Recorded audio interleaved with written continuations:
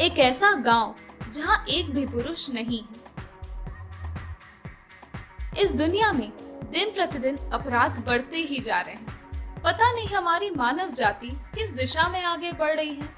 इन सब के बीच भी कुछ ऐसे लोग हैं जो मानवता की रक्षा कर रहे हैं।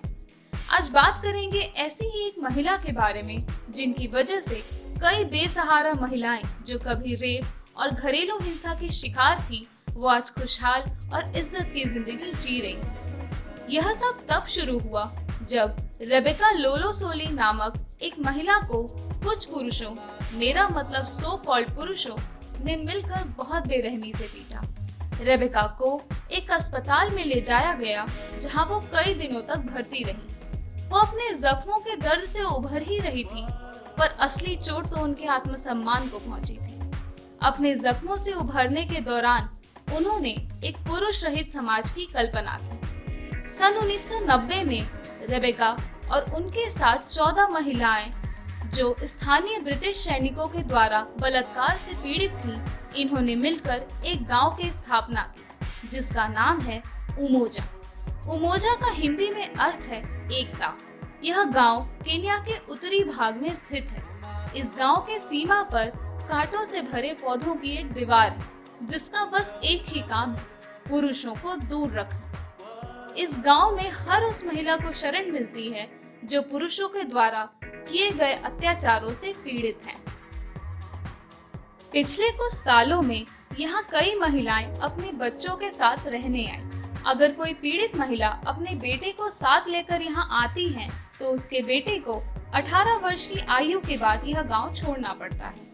इस गांव में अभी 50 महिलाएं एवं 200 बच्चे रहते हैं। ये सारे लोग देश के अलग अलग हिस्से से समाज के अत्याचारों से बचने और एक इज्जत और खुशहाली की जिंदगी जीने के लिए यहाँ आते हैं। यहाँ पर बड़ी उम्र की महिलाएं बच्चों को सामाजिक मानदंडों के बारे में बताते और यह भी बताती हैं कि किस तरह ये लोग इस मानदंडों से बचकर यहाँ रहने आए।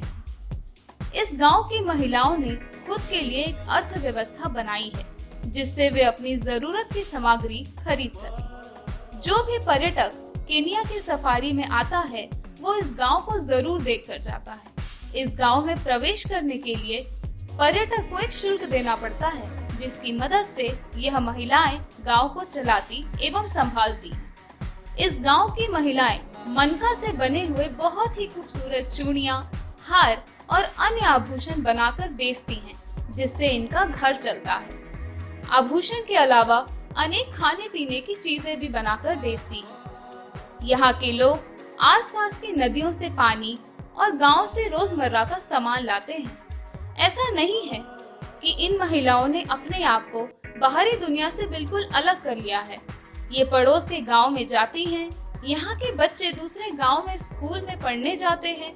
यहाँ तक कि इन्होंने अपने गांव में एक स्कूल की स्थापना भी की है जिनमें बाकी गांव के बच्चे भी आ सकते हैं। शुरुआत में इन महिलाओं पर पास के गांव के पुरुषों ने कई बार हमला किया, पर अब ये खुद के लिए एक सुरक्षित आश्रय बनाने में कामयाब हो गई हैं, जहां ये एक सम्मान का जीवन जी सकें।